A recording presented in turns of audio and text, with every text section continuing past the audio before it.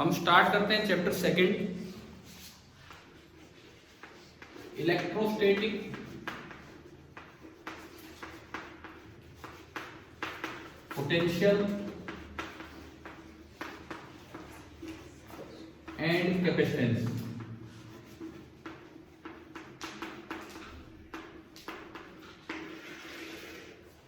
Electrostatic potential and capacitance. दरअसल इस chapter में 3 पार्ट है और मुझे लगता है इस साल सीबीएसई ने इसमें से कुछ हटाया नहीं, पूरा ही है ये तो सिलेबस में।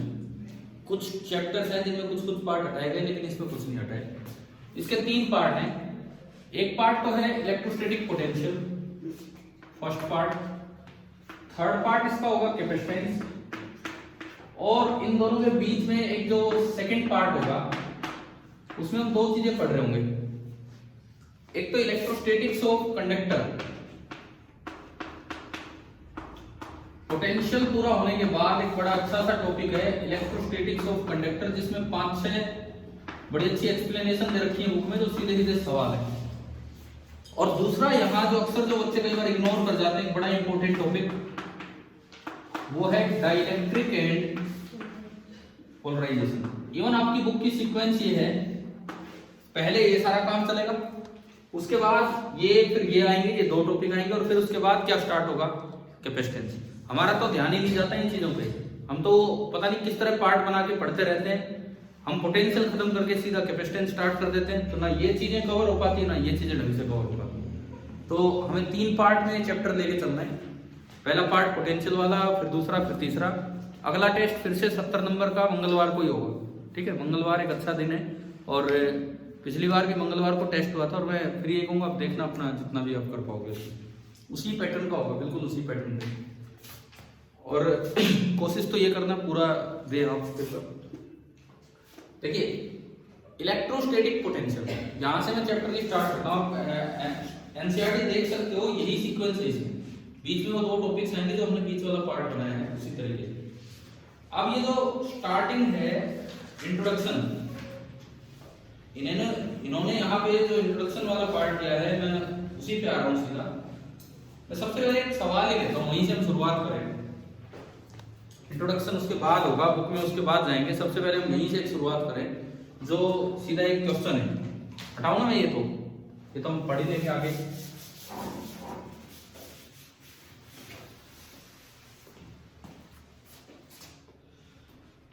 तो path dependence of work done by electrostatic, path independence of work done by electrostatic field.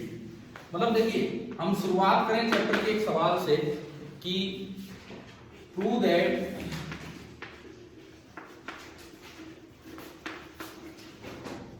Work done by electrostatic force. उसके बाद हम कुछ बुक रीडिंग करेंगे, पर हम यहां से शुरुआत कर लेते हैं। Prove that work done by electrostatic force is path independent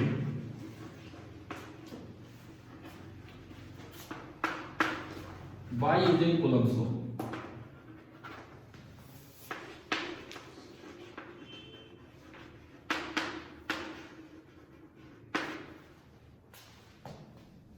या फिर इसी चीज को ऐसे भी लिख सकते थे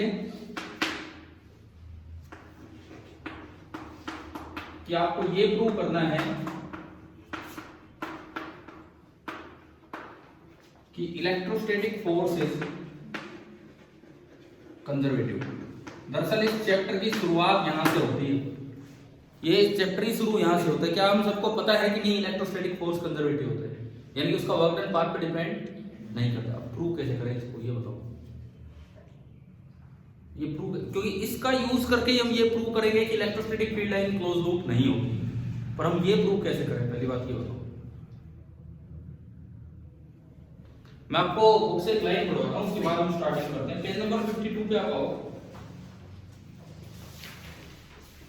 पेज नंबर 52 पे आखिर की 2 लाइनें पढ़ो। पेज नंबर 52 पे लास्ट की 2 लाइनें। The path independence of work done by electrostatic field, लिखा है कि path independence of work done by electrostatic field can be proved using the Coulomb's law. भाई कैन बी प्रूव्ड आ रहा है तो क्या आपसे प्रूफ नहीं पूछा जा सकता है?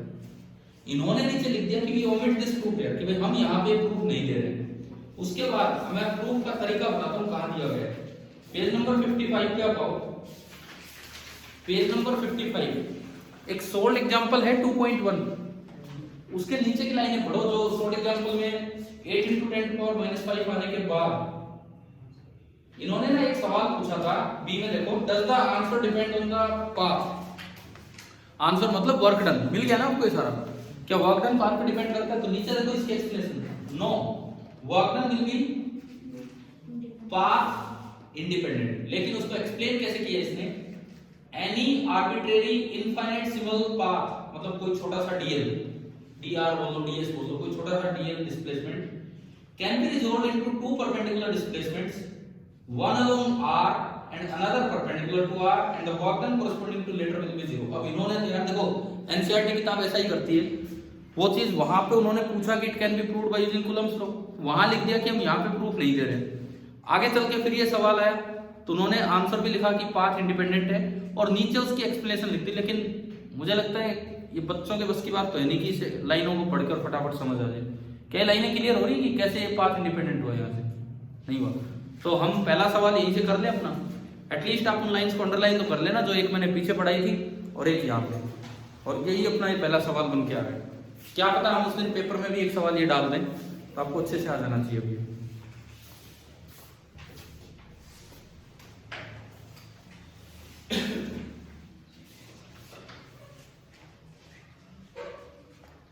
देखो इसका आंसर आप देखिए, इसका सॉल्यूशन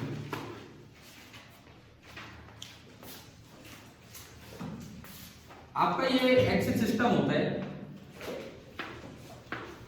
ये कोई प्लेन है एक्स वाई प्लेन, हम कार्टेशियन कोऑर्डिनेट लिखते हैं एक्स और वाई। एक्स की डायरेक्शन को आई कैप से रिप्रेजेंट करते थे और वाई की डायरेक्शन को जे कैप से, ठीक है, यही हमारा तरीका होता था। अब मैं बात करूं एक और तरीके से भी पॉइंट को लिखा जा सकता है, जैसे ये कोई पॉइंट है, ये कहीं भी ये कोई पॉइंट है, चलो मैं थोड़ा नीचे बना दूं। ये हमने कोई भी एक पॉइंट लिया यहां कहीं, इसको बताने के दो तरीके थे, या तो x, y, या मैं इसकी पोजीशन को यूं भी लिख सकता हूं r, θ। ये क्या तरीका होता है देखिए, यहां से आपने ओरिजिन से इसको ज्वाइन किया, ये डिस्टेंस तो होती है r, और कितने एंगल पे x एक्सिस के साथ है उस एंगल को क्या बोलते हैं, थीटा। अगर r और थीटा को कोऑर्डिनेट दिए जाए तो क्या ये फिक्स हो गया कि नहीं? मैं जो उस सोल्ड एग्जांपल के नीचे जो 3 लाइनें लिखी है ना, अब मैं वो एक्सप्लेन कर रहा हूं कि कैसे पाथ इंडिपेंडेंट होगा। आप वहां से फिर पढ़ लो, फिर नहीं समझ आएगा, लेकिन ये करने के बाद पढ़ना तो समझ आएगा। देखो अब इधर क्या, अगर मैंने r और थीटा फिक्स कर दिया तो पॉइंट फिक्स हो गया कि भाई x एक्सिस से थीटा एंगल पे कितनी दूर चले जाओ, r डिस्टेंस दूर। ये जो r थीटा होते हैं ना, r थीटा, इनको नाम दिया जाता है प्लेन पोलर कोऑर्डिनेट्स, और अगर आप x और y लिखते तो उसको बोलते हैं कार्टेशियन कोऑर्डिनेट, इनको बोलते हैं प्लेन पोलर कोऑर्डिनेट्स, ठीक है।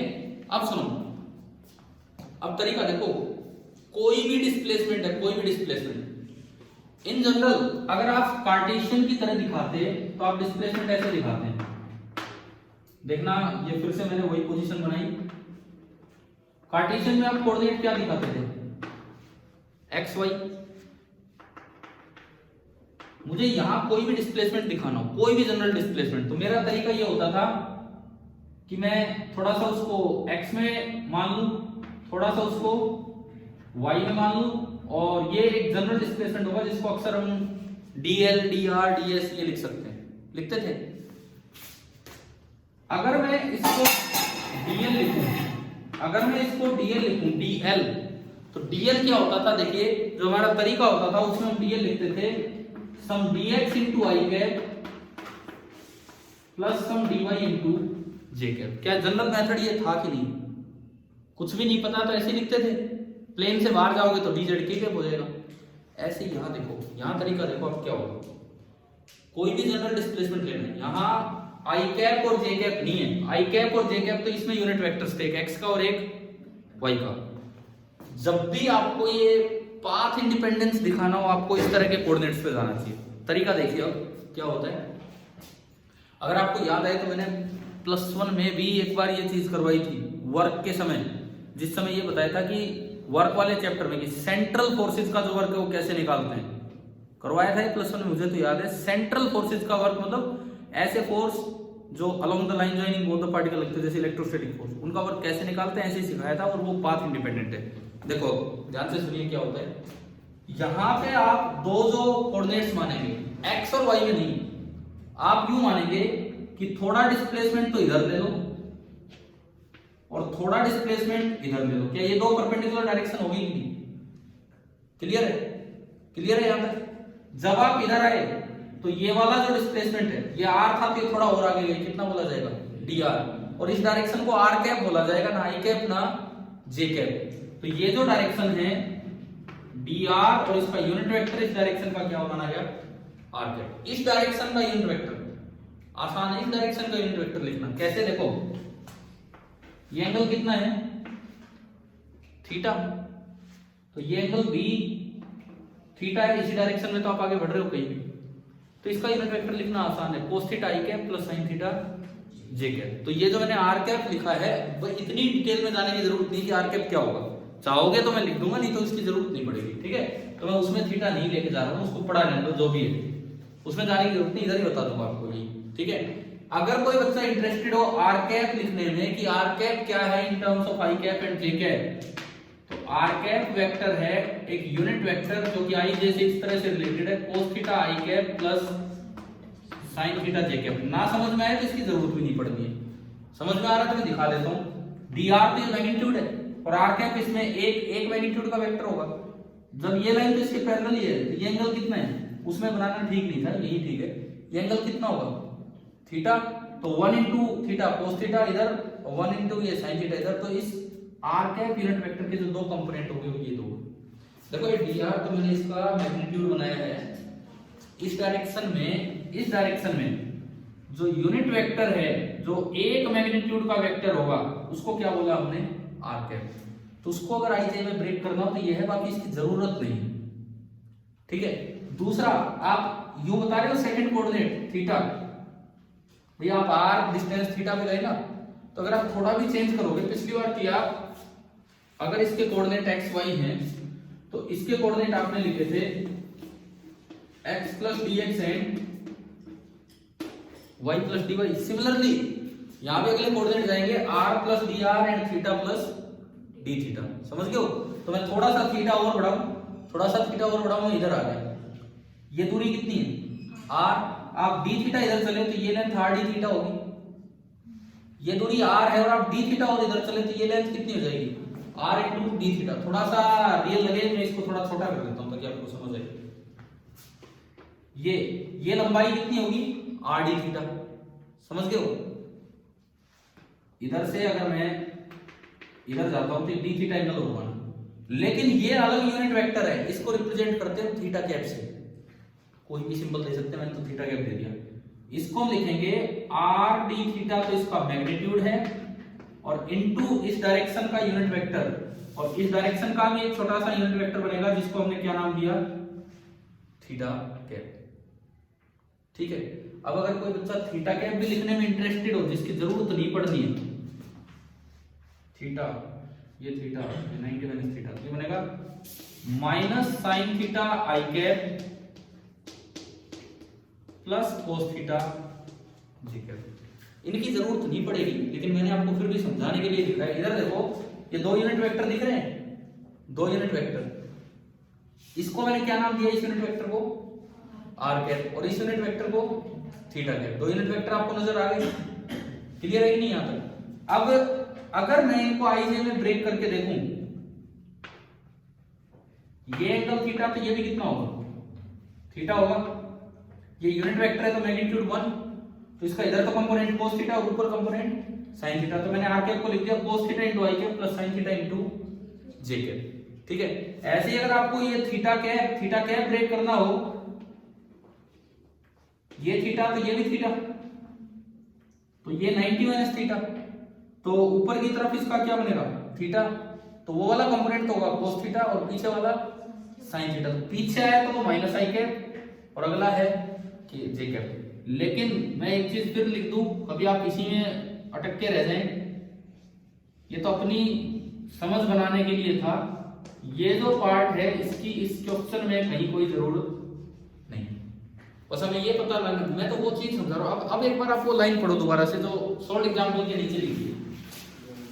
सॉल्व एग्जांपल के नीचे क्या लिखा है सुनिए।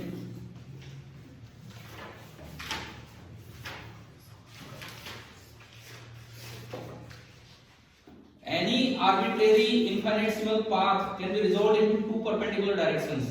One along r, जिसको हमने r कैप नाम दिया है, and another perpendicular to r, जिसको हमने क्या डायरेक्शन दिया है, थीटा दिया है। ठीक है, और इस arbitrary डिस्प्लेसमेंट को मैं dl बोल रहा हूं। तो कोई भी dl वेक्टर होगा, कोई भी dl vector, it can be written as dr into r cap plus rd theta into theta cap. और वो डीएल वेक्टर क्या होगा, वो इन दोनों का वेक्टर सम होगा, इन दोनों का। दरअसल ये जो वेक्टर है ना, ये इसको मैंने बोला है वेक्टर डीएल। ठीक है, और ये जो अपर कोऑर्डिनेट होगा, अपर पॉइंट के कोऑर्डिनेट, भाई इसके कोऑर्डिनेट क्या थे, इसके कोऑर्डिनेट आर थीटा। जैसे यहां अगर एक कोऑर्डिनेट एक्स वाई था तो अगला कोऑर्डिनेट क्या बनता था, x plus d x y. तो सिमिलरली ये कोऑर्डिनेट अगर r थीटा था तो ये जो पॉइंट होंगे ना, इसके कोऑर्डिनेट होंगे r plus d r and theta plus d theta. Clear. और ये वो स्मॉल डिस्प्लेसमेंट है dl, जिसको मैं कैसे लिख सकता हूं, dr into r cap plus r d theta into theta cap. देखो कोई भी बच्चा अगर उस समय आता था तो मैंने +1 में वर्क एनर्जी में सेंट्रल फोर्सेज का वर्क जब निकालना सिखाया तो ये करवाया था इस तरीके से। और अगर नहीं भी ध्यान है, नहीं भी करवाया हो में भी, तो अब सीख लो क्या है। ठीक है, हम केवल उन लाइनों को फॉलो कर रहे हैं जो वो लिख रहे हैं, बस उसको एक नोटेशन दे दिया आर कैप और थीटा कैप। अब इस सवाल को स्टार्ट करेंगे। पहले तो हमने ये सीखा कि प्लेन पोलर कोऑर्डिनेट्स हैं क्या, या आपके लिए है लिखना चाहो तो, नहीं भी इसकी तो जरूरत नहीं पड़ने वाली। अब हम इस चीज पे आएंगे कि ये जो वर्क है ये पाथ इंडिपेंडेंट है।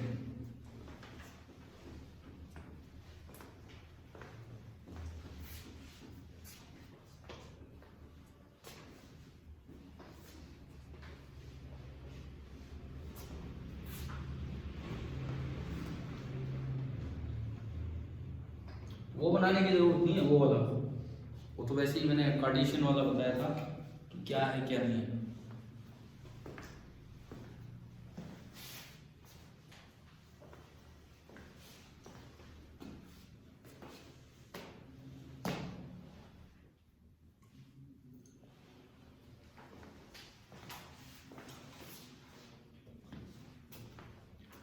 अब मैं इस सवाल की तरफ चलता हूं, जो आपकी बुक की लाइन है और इसका एक्सप्लेनेशन आगे दे रखा है सॉल्व एग्जांपल कि कैसे work done by force path independent होगा या यूं बाय इलेक्ट्रोस्टैटिक फोर्स कंजर्वेटिव होगा।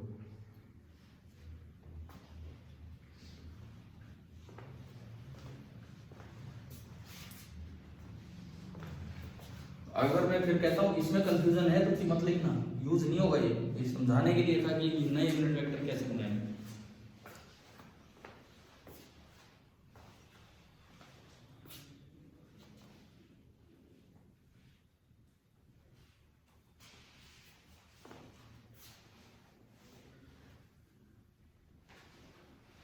चले आगे बढ़े। मैं इसको तो मिटा नहीं रहा ताकि ये दिखता रहे आपको, तो मैं इसको मिटा के और इधर कुछ काम स्टार्ट करते हैं, क्वेश्चन को हटा देते हैं। आपको ये प्रूव करना है, आपने देख ही लिया।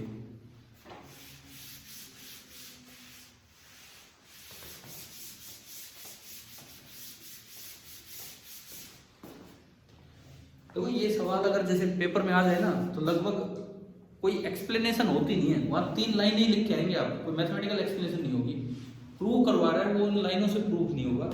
क्या था हमारा सवाल कि हमें क्या प्रूव करना है, इलेक्ट्रोस्टैटिक फोर्स कैसा है, कंजर्वेटिव। इसमें आप क्यों लिख के आ जाओगे कि ये पाथ इंडिपेंडेंट होता है, तो सवाल ही ऐसे दे देगा, मान लो prove that the work done by electrostatic force is path independent. तो फिर प्रूव कैसे करें, वो चीज हम सीख रहे हैं।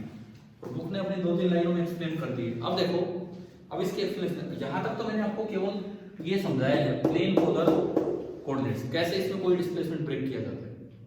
ठीक है, अब देखो, सपोज ये कोई XY प्लेन है और इस XY प्लेन में मैंने माना कि जो सोर्स चार्ज है जिसका फोर्स लगेगा किसी दूसरे पे, वो ओरिजिन पे बैठा है। Q जो है source charge that is sitting at the origin, sitting होना भी चाहिए क्योंकि अगर सोर्स चार्ज स्टैटिक ही नहीं होगा तो क्या कूलम्ब्स लॉ वैलिड होगा? नहीं। तो स्टैटिक चार्ज हमने माना यहां पे। अब मुझे ये प्रूव करना है कि मैं किसी दूसरे टेस्ट चार्ज को लेके चला, सपोज मैं यहां से लेके चला, मैं एक टेस्ट चार्ज Q है, ये भी मैंने पॉजिटिव मान लिया। देखो ये कोई जरूरी नहीं होता पॉजिटिव मानना फॉर डेफिनेटनेस, मतलब एक चीज डेफिनेट हो जाए कि फोर्स किधर लगेगा, इसलिए ये लिया जाता है कि दोनों पॉजिटिव या दोनों नेगेटिव है, एक पॉजिटिव एक नेगेटिव। ठीक है, ताकि हम एग्जैक्टली इसमें डायग्राम दिखा सके कि क्या होगा। तो ये क्योंकि हमने पॉजिटिव मान लिया, और मैं कहता हूं कि मैं इसको ना एक से, ये कोई पोजीशन नंबर 1 है और मैं इसको यहां से कहीं भी दूसरी जगह में एक नई पोजीशन पे ले गया इस side, this is position number 2।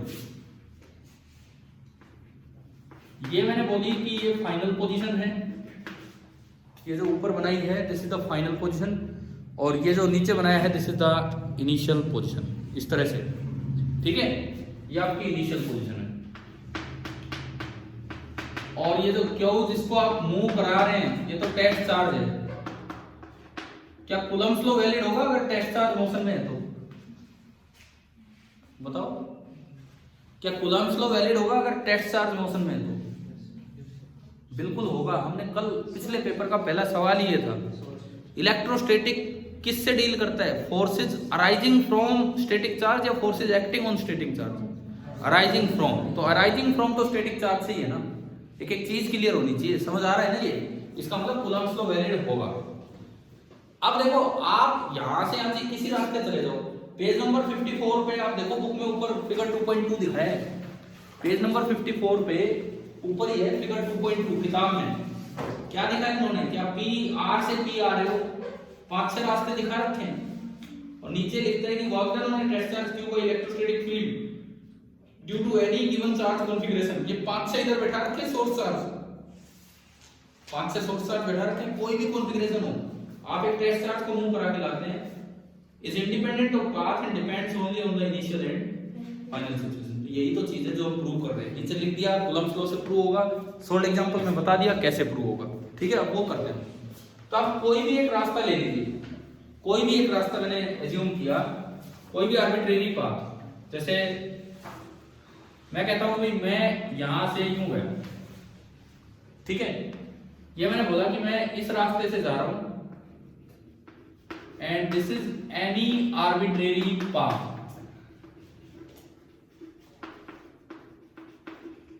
और आपने जहां से शुरुआत की वो पॉइंट Q से कितनी दूर था? R1, और जहां आप खत्म कर रहे हैं उसको ले जाके वो पॉइंट मैंने माना Q से कितनी दूर है? R2।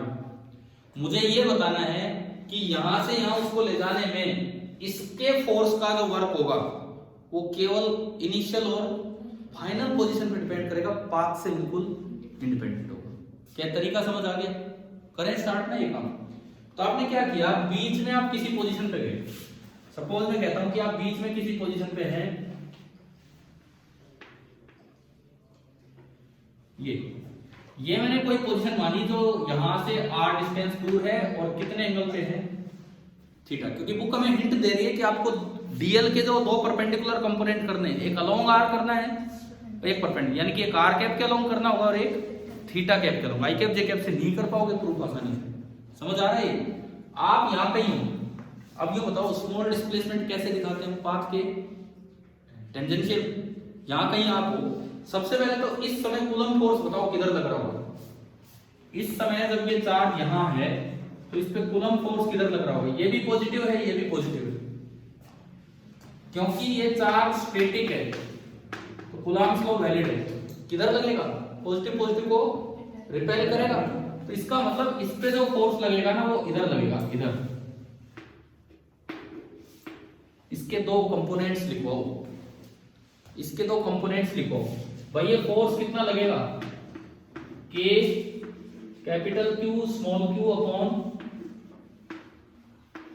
R स्क्वायर, ये लगेगा ना। वेयर K कितना है यहाँ पे 1/4 एप्सिलॉन नॉट। क्या ये बात क्लियर होगी? इसको वेक्टर फॉर्म में लिखवाओ ना। दो कंपोनेंट कौन से करने हैं, आई कैप जे कैप या आर कैप थीटा कैप। और आर कैप और थीटा कैप दोनों क्या है, एक दूसरे के परपेंडिकुलर। आप वेरीफाई कर सकते हो इस चीज को। दो परपेंडिकुलर कंपोनेंट्स, दो परपेंडिकुलर वेक्टर्स का डॉट प्रोडक्ट कितना होता है, 0। दो परपेंडिकुलर वेक्टर्स का डॉट प्रोडक्ट कितना होता है, 0। ये देखो, ये रखिए आपके सामने। अगर मैं आर डॉट थीटा करूं तो आपको याद है आई को आई से मल्टीप्लाई करना होता है, जे को जे से। अगर आप देखोगे तो cos theta into minus sine theta, minus sine theta cos theta, और अगला क्या बन रहा है, plus sine theta cos theta. तो क्या कट के यहां से ये बात आ रही है कि r cap dot theta cap कितना है, 0 आ रहा है ना। ये आई को आई से जे को जे से। इसका मतलब डायग्राम भी दिखा रहा था और हमने यहां से चेक भी कर लिया मैथमेटिकली कि आर कैप और थीटा कैप क्या है एक दूसरे के। कोई जरूरत नहीं इस चीज को करने की, है ना। ये तो मैंने वैसे ही आपकी समझ बढ़ाने के लिए बताया। इधर आओ बाबू, इसको वेक्टर फॉर्म में लिखवाओ। इस f को वेक्टर फॉर्म में आप लिखवाओ कि ये जो f है आर कैप और थीटा कैप की टर्म्स में क्या होगा, कंपोनेंट करो ना। ये फोर्स किधर लग रहा है, आर कैप के लॉन्ग लग रहा है कि थीटा कैप के लॉन्ग लग रहा है, या बीच में लग रहा है। ये आपके सामने तो डायरेक्शन रही कि अगर ये डिस्टेंस आर है तो ये आर कैप होता है और ये थीटा कैप होता है।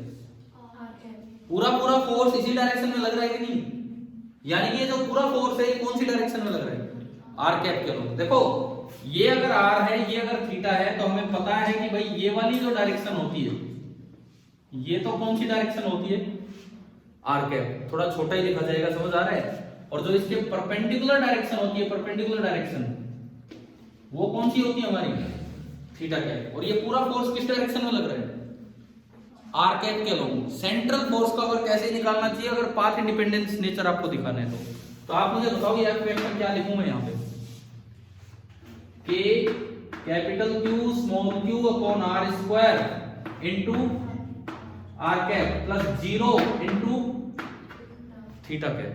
क्या ये वेक्टर फॉर्म में लिखना आ गया? हाँ जी बोलिए, क्लियर हो रहा है एफ वेक्टर कैसे लिखा? अब आप लिखवाओ डीएल डिस्प्लेसमेंट, अभी तो वर्क निकालेंगे। डीएल डिस्प्लेसमेंट, डीएल डिस्प्लेसमेंट कैसे लिखें?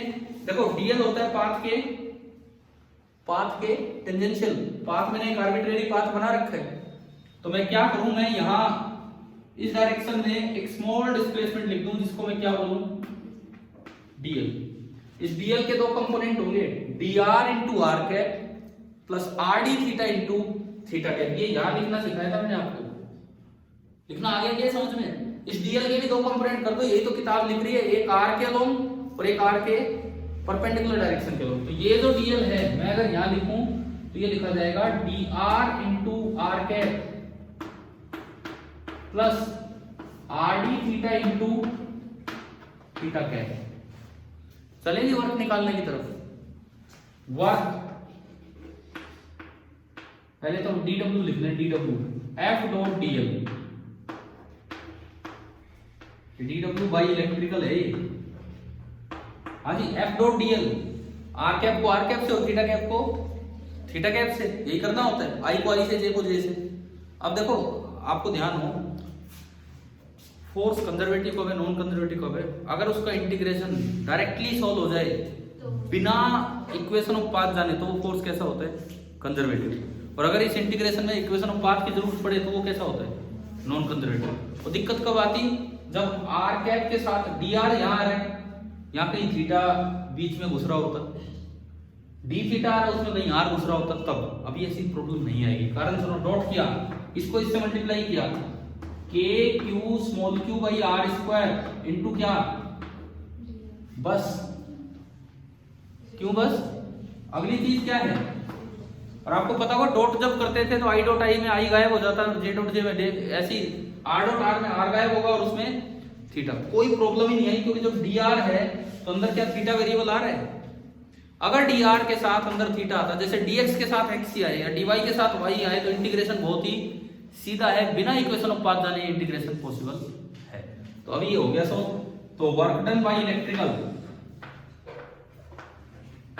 That is equal to integration, तो k capital Q small q तो बाहर आया r की पावर -2 dr, और r की लिमिट कहां से कहां तक है, डायग्राम देख के बताओ, r की लिमिट कहां से कहां तक है, r1 से, r की वैल्यू होता नहीं बस इनिशियल इतना और फाइनल इतना, r1 से लेके r2।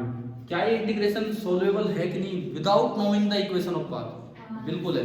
ये दिक्कत कब आती है, जब यहाँ तो dr है लेकिन यहाँ वेरिएबल थीटा आ रहा होता, तो फिर मुझे जरूरत पड़ती किसकी इक्वेशन ऑफ पाथ की, जैसे वहां dx और अंदर y आ जाए, ये मतलब था। फिलहाल तो सीधा ही सोल्व हो गया, कितना होगा k capital Q small q r की पावर -2, तो r की पावर -1 वो तो होगा 1/r, भाई एक लिमिट आपने बढ़ा दी, पावर बढ़ा दी, तो r की पावर -1 वो तो हो गया 1/r डिवाइडेड बाई -1, उस -1 का मतलब है कि आप लिमिट उल्टी कर दो r2 से, इसको बहुत कॉम्प्लिकेटेड मत बनाओ, आप सिंपली कर दो। मैंने तो क्या किया है, इसको इंटीग्रेशन किया है, पावर -2 + 1 r की पावर -1 अपॉन -1, वो माइनस बाहर आया, और r की पावर -1 1/r, और वो जो माइनस बाहर आया वो लिमिट को क्या कर देगा, उल्टा कर देगा। तो फाइनली ये जो वर्क आया ये आ रहा है 1/4 pi epsilon not capital Q small q, और जब आप लिमिट पुट करेंगे तो 1/r1 -1/r2। क्या आया वर्क उससे हमें मतलब नहीं है, कैसे आया उससे मतलब है। क्या आपको बीच में कहीं भी इक्वेशन ऑफ पाथ की जरूरत पड़ी है क्या? तो since equation of path is not needed so the work done is independent of path, इसका मतलब इलेक्ट्रोस्टैटिक फोर्स कैसा है, कंजर्वेटिव। ठीक है, लास्ट में ये लाइनें हम लिख देंगे। अब मैं ये मिटा दूं, ये इधर ये हो गया।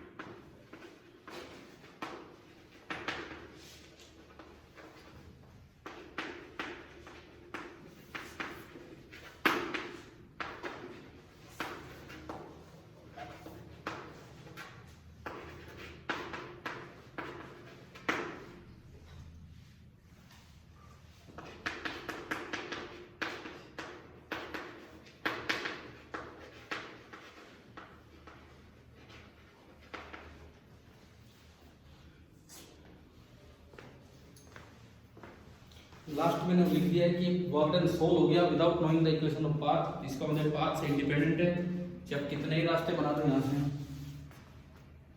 और इसलिए कंजर्वेटिव होगा।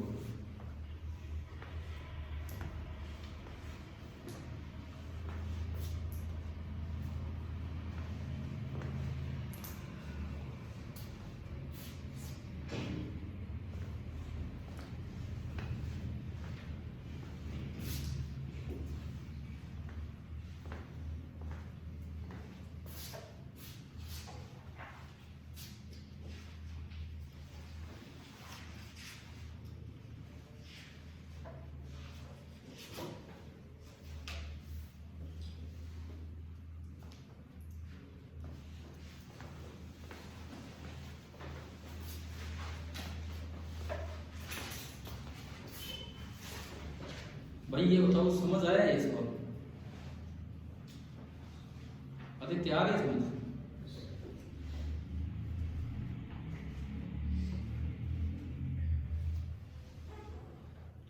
दरअसल क्वेश्चन भी बुक में था, सॉल्यूशन भी बुक में था। अब एक बार ये होने के बाद अब हम उस सॉल्यूशन की वो 2-3 लाइनें पढ़ेंगे कि अब शायद एक लाइन समझ आए कि क्या है। पेज नंबर 55 पे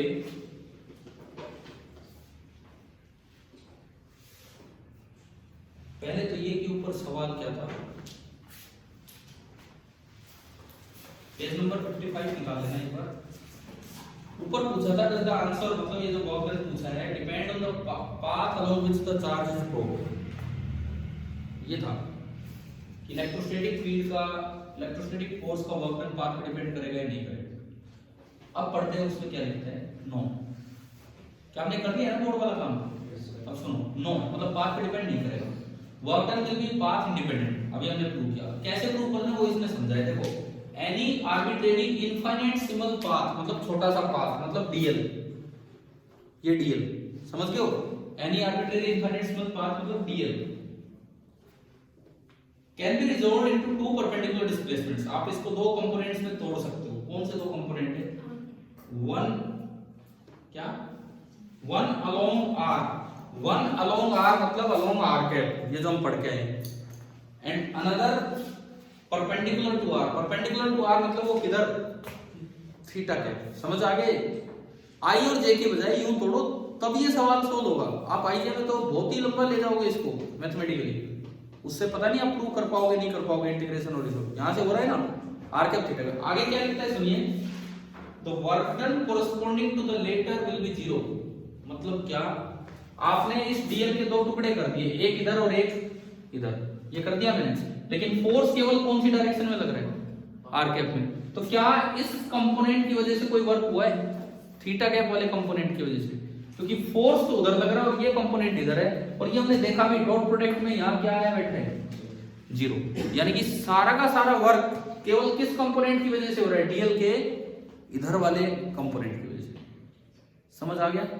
और क्योंकि उसमें भी डी आर है और अंदर केवल आर है, अगर यहाँ अंदर थीटा आ जाता तो ये इंटीग्रेशन सोल्व नहीं हो पाता without knowing the equation of path. यहाँ डी आर आया और अंदर आ रहा है, तो now this integration is solvable. अगर आप एक्स वाई में जाते तो कुछ ऐसी चीज देखनी होती है, यहाँ डी एक्स आए तो अंदर केवल एक्स का फंक्शन, ये डी वाई आए तो अंदर केवल वाई का। अगर यहाँ डी एक्स और अंदर वाई आया बैठा है तो वो इंटीग्रेशन सोल्व करना बड़ा मुश्किल होता है without knowing the equation of path, unless कि वो परफेक्ट डिफरेंशियल ना बन जाए। अब ये चीज भी अगर नहीं कहीं आई है तो छोड़ो उस चीज को, कोई गलत बात है। तो अभी बताओ क्या ये पूरा क्वेश्चन समझ आ गया है कि नहीं? हमने शुरुआत की इस चैप्टर की यहाँ से, ठीक है। दूसरा सवाल, सेकंड क्वेश्चन। अब आप आओ पेज नंबर 25 पे, page number 25, point number 4, page number 25, point number 4। Electrostatic field lines do not form any close. अब ये लिखता है कि this follows from the conservative nature of electric field, और लेकिन ये एक्सप्लेन कब हो सकता है, चैप्टर 2 में। अगला सवाल ये लिखो, ये लाइन लिखो, question number second. Electrostatic field lines do not form any closed loops, give reason.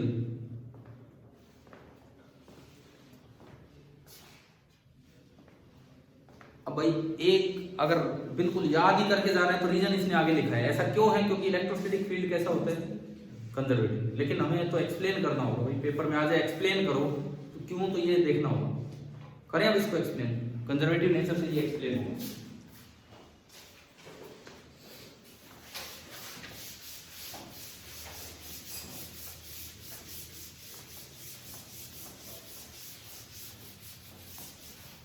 मैं फिर एक चीज कहता हूं, ऐसा थोड़ी है कि ये चीजें खाली एनसीईआरटी में दी होती हैं। आप एसएल अरोड़ा, प्रदीप, दिनेश कोई किताब पढ़ोगे, मे भी यार वहां भी हो लाइन है, मुझे नहीं पता, मैंने नहीं पढ़ी हूँ किताबें, हो सकता है हो लाइन है। आप अगर एनसीईआरटी भी पढ़ते तो क्या इतना ध्यान से पढ़ रहे हो एक एक लाइन को? नहीं पढ़ रहे हो ना। सवाल तो यूं ही तो बन के आएंगे फिर पेपर में 25% पेपर तो ऐसा ही होगा आपका, 75% हो सकता है आपकी रेंज का हो अगर आपने एनसीईआरटी ना भी पढ़ी हो। 25% पेपर ऐसा होगा जो रेंज का नहीं होगा अगर आपने एनसीईआरटी बुक की एक थोरो रीडिंग नहीं लगाई है तो अच्छे से। क्या ऐसा नहीं हो रहा? अब हम एक एक लाइन में नए नए सवाल सीखते जा रहे हैं, उनके सॉल्यूशन अपने आप में सरप्राइजिंग है। क्या ये सॉल्यूशन सरप्राइजिंग नहीं था जो हमने अभी किया है? या इतना था कि कोई बात नहीं हम कर ही देते होंगे, हो जाता क्या? शायद तो नहीं होता। अब मैं आपसे दूसरा ही क्वेश्चन दे रहा हूँ, ये बताओ ये कैसे प्रूव करें हम? कंजर्वेटिव नेचर है, आंसर दे दिया आपको कि भाई इसका आंसर ये है कि कंजर्वेटिव नेचर है, इसलिए ये क्लोज लूप नहीं हो सकती। कैसे बताओ, चलो कुछ भी बताओ, फिर भी बताओ। क्या पिछले चैप्टर में डिस्कस हुआ था? नहीं हुआ, क्योंकि इसमें चैप्टर 2 लिखा हुआ है, इसलिए। देखो फिर एक्सप्लेन कैसे हुआ, इधर सुनो। देखिए इधर इस सवाल का सॉल्यूशन देखते हैं। दूसरा सवाल आज का हमारा, सबसे पहली बात यह है कि अगर कोई कंजर्वेटिव फोर्स हो तो क्लोज पाथ में उसका वर्क डन कितना होता है? 0। क्यों? शुरुआत में यहां से करो, work done by any conservative force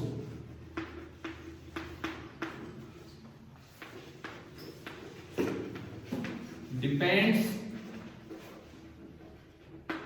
only on change in position। Path पे डिपेंड नहीं करता, चेंज इन पोजीशन पे डिपेंड करता है। फाइनल पोजीशन एंड,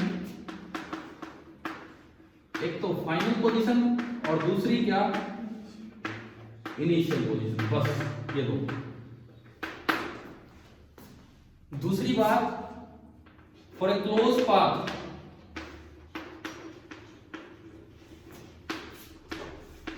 पाथ में जहां से पार्टिकल चला वहीं आ गया, initial and final positions are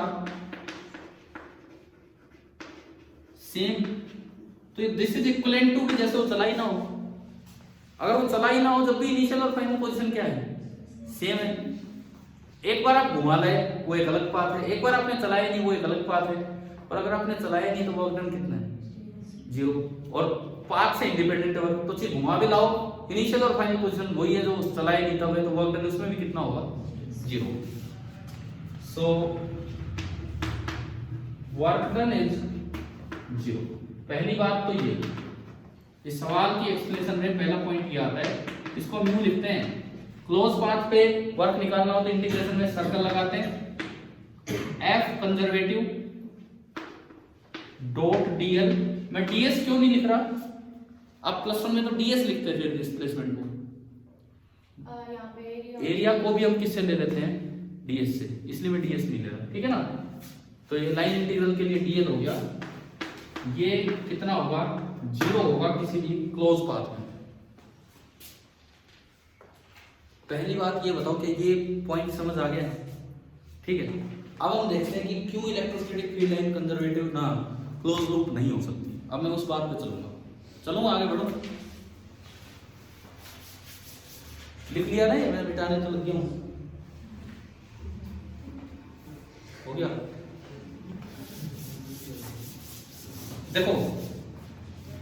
देखिए भाई, अब क्यों नहीं हो सकता?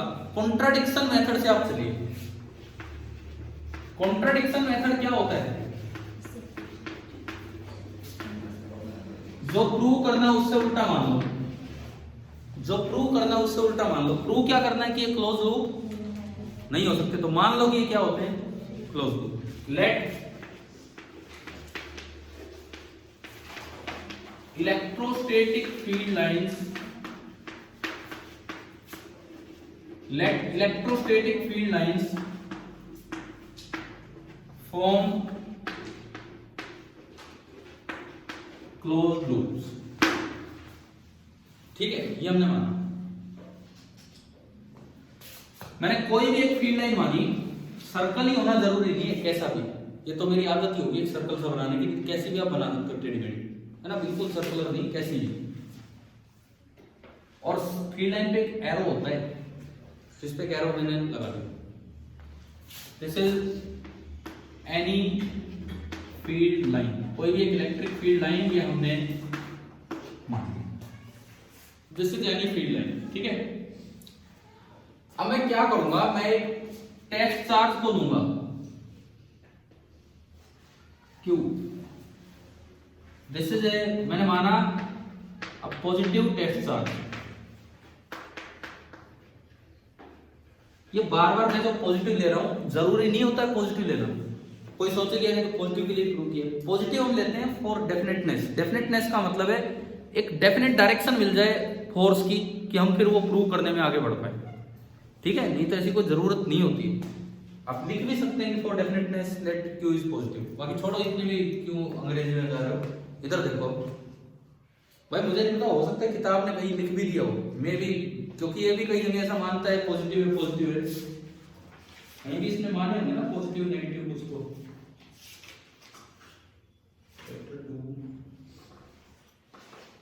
पता नहीं कहीं मिल ही जाना चाहिए। पढ़ी आपने पुस्तक पढ़ी है कभी, इसमें कहीं है ये वर्ड? पेज नंबर 52 पे आओ, पेज नंबर 52 देखिए गए, पेज नंबर 52 सबसे ऊपर एक डायग्राम दे रखा है फिगर 2.1। उसमें देखो क्या दोनों पॉजिटिव दे रखे हैं कि नहीं, कोई जरूरी तो होता नहीं है। ये लिखा definiteness, for definiteness let us take q and q greater than 0। अरे ये आपका लिखने का तरीका होता है भाई। आप बोर्ड में दो चार ऐसे खतरनाक शब्द लिख के आओगे तो उससे ही तो लगेगा कि हाँ भाई पढ़ के आए। समझ में आ रहा है कि नहीं? कि बहुत बार जहां भी हम ये एज्यूम करके चले ये फॉर डेफिनेटनेस हम लेते हैं और कुछ नहीं है। ठीक है, अभी देखो मैंने पॉजिटिव चार्ज माना, बताना इस वक्त इलेक्ट्रिक फोर्स किधर लगेगा, इस पे इलेक्ट्रोस्टैटिक फोर्स किधर लगेगा, इस पे इलेक्ट्रोस्टैटिक फोर्स। इलेक्ट्रोस्टैटिक फोर्स इस वक्त इस पे किधर लगेगा अगर मैंने इसको यहां रिलीज किया तो?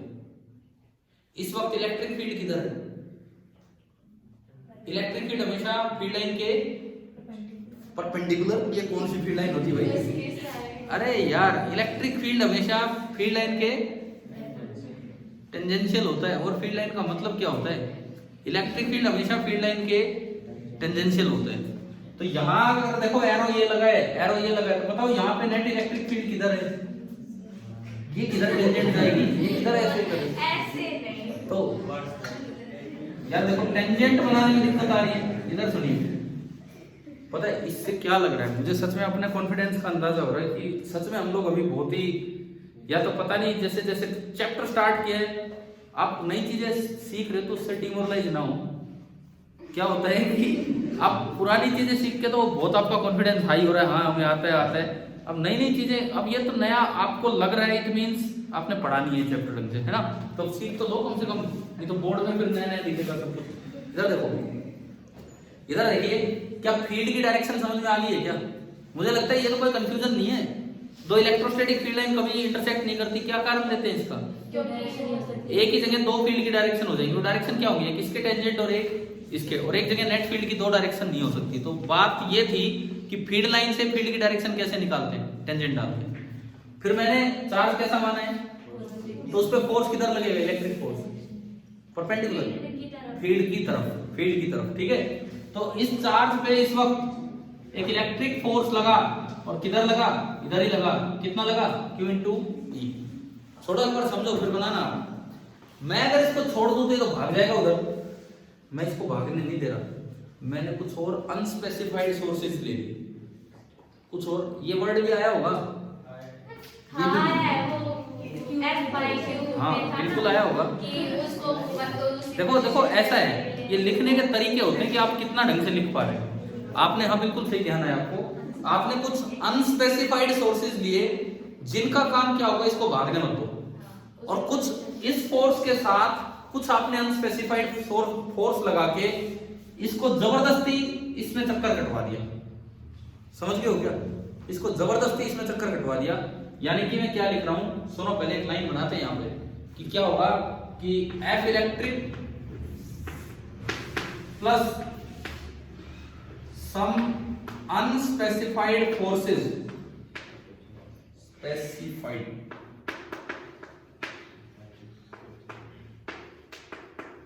फोर्सेस, ये दोनों मिलके move the charge Q along the field line, along the field line। वैसे तो ये भाग जाता, लेकिन कुछ और मैं फोर्स लगाता रहा, इधर जाने लगे इधर लगा दिया, उधर जाने लगे उधर लगा दिया, और इसको मैं जबरदस्ती पकड़ के किस पे घुमा लाया? इसी पाथ पे, along the along the closed field line, तो आप वहां से चला के वहीं ले आए, ठीक है, पूरी फील्ड लाइन पे आप चला के ले आए। अब देखो बाकी अनस्पेसिफाइड फोर्सेस किधर लगाए वो मुझे नहीं पता, लेकिन मुझे एक चीज दिख रही है, आप इस सर्कल में चला के ला रहे हो तो हर वक्त जो छोटा सा डिस्प्लेसमेंट होगा डीएल वो कैसे दिखाते हैं, किसी भी पाथ में, पाथ के टेंजेंशियल, है ना। यानी कि अगर मैं इसका कोई भी डीएल डिस्प्लेसमेंट दिखाऊं, यहां दिखाऊं तो कैसे होगा, इधर ही तो होगा, पाथ के टेंजेंशियल होगा या नहीं। आप कहीं भी जाओगे, कहीं भी डीएल जो डिस्प्लेसमेंट दिया जाएगा वो हमेशा पाथ के कैसे दिया जाएगा, टेंजेंशियल, और जो एफ इलेक्ट्रिक लगेगा वो भी हमेशा फील्ड लाइन के टेंजेंशियल। और आपने पाथ को ही फील्ड लाइन बना दिया, मतलब फील्ड लाइन को ही पाथ बना दिया, तो क्या एफ इलेक्ट्रिक और डीएल हमेशा पैरेलल हो गए। दोबारा मैं अपनी बात रिपीट करता हूं क्योंकि 2-3 बार में समझ में आ रहा है, ये रिवीजन नहीं, ये फर्स्ट टाइम विजन हो रहा है, ठीक है। हाँ ऐसा रिवीजन तो हो ही नहीं रहा है, फर्स्ट टाइम विजन हो रहा है टॉपिक्स का, क्या हो रहा है क्या नहीं। देखो मैं क्या लिख रहा हूं इधर सुनिए, जो डीएल है उसकी डायरेक्शन क्या होती है, टेंजेंशियल टू पाथ। क्या ये बात समझ आ रही है। फिर जो मेरा एफ इलेक्ट्रिक होगा उसकी डायरेक्शन होगी टेंजेंशियल टू फील्ड लाइन, समझ में आ रहा है। और जो आपकी फील्ड लाइन है वही आपने क्या चूज कर दिया है, पाथ, अनस्पेसिफाइड सोर्सेज की मदद से। इसका मतलब क्या हर समय डीएल और एफ इलेक्ट्रिक एक दूसरे के पैरेलल हो जाएंगे कि नहीं, समझ आ गई। डीएल और एफ इलेक्ट्रिक एक दूसरे के पैरेलल हो जाएंगे, ये बात क्लियर हो रही है। अब अगर मैं यहां से, सही है लिखा होगा ना, ये कुछ या नहीं लिखा अभी तक कुछ भी, ये पहली लाइन लिख ली है, मैं इसको हटा रहा हूं, कॉन्ट्रडिक्शन मेथड। और ये फिर मैंने लिखा था let electrostatic field lines form close loop, एक बार ये तो लिख लो, उसके बाद नहीं कुछ एक ने नहीं लिखा है, कॉन्ट्रडिक्शन मेथड, और उसके बाद ये पहली लाइन लिख लो, बस मैं ये हटा देता हूं, फिर इस बात को पूरा करता हूं।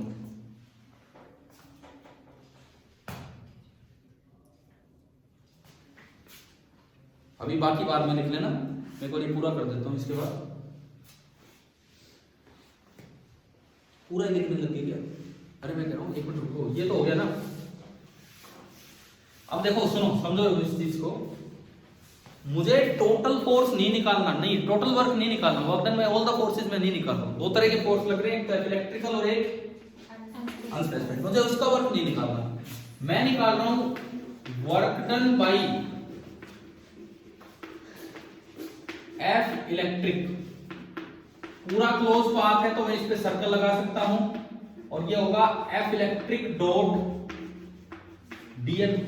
और आप एक चीज देखो, दोनों के बीच का एंगल हर वक्त कितना है, 0 डिग्री, क्योंकि दोनों बिल्कुल सेम डायरेक्शन में है ना। यहां से नजर आ गया, इस डायग्राम में भी नजर आ गया। तो अगर मैं इसको खोलता हूं तो ये बनेगा एफ इलेक्ट्रिक इंटू डीएल और इंटू cos 0 कितना होता है 1। तो ये भी पॉजिटिव, ये भी पॉजिटिव, पॉजिटिव पॉजिटिव का प्रोडक्ट पॉजिटिव, और इंटीग्रेशन होता है सम। पॉजिटिव नंबर्स का सम भी क्या होता है, समझ गए हो।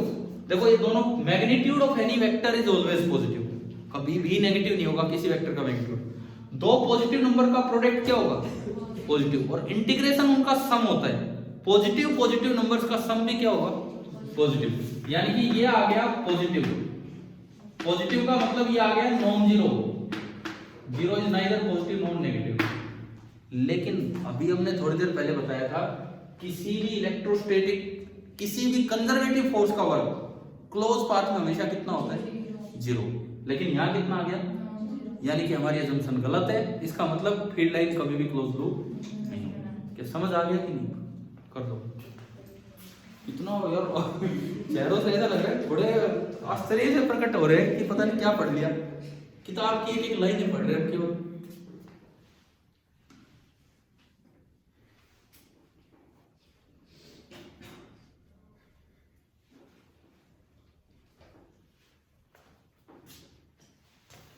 ये आ गया नॉन जीरो, और इसके बाद जो लिखना मैं यहां लिखता हूं, but work done bye a conservative force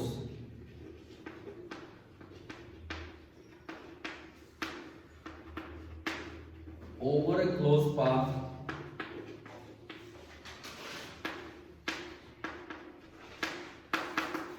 is always 0. क्या मैं ये मिटा दूंगी? ये इधर वाला हो गया? हाँ। सभी ने लिख लिया इधर वाला, यस सर। ताकि मैं ये पूरा कर सकूं जो मैं लिखना चाह रहा हूं।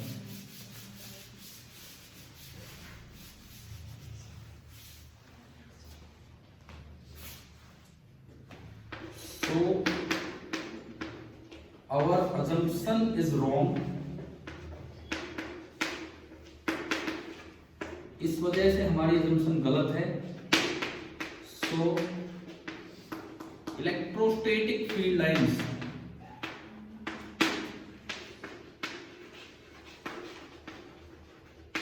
can never be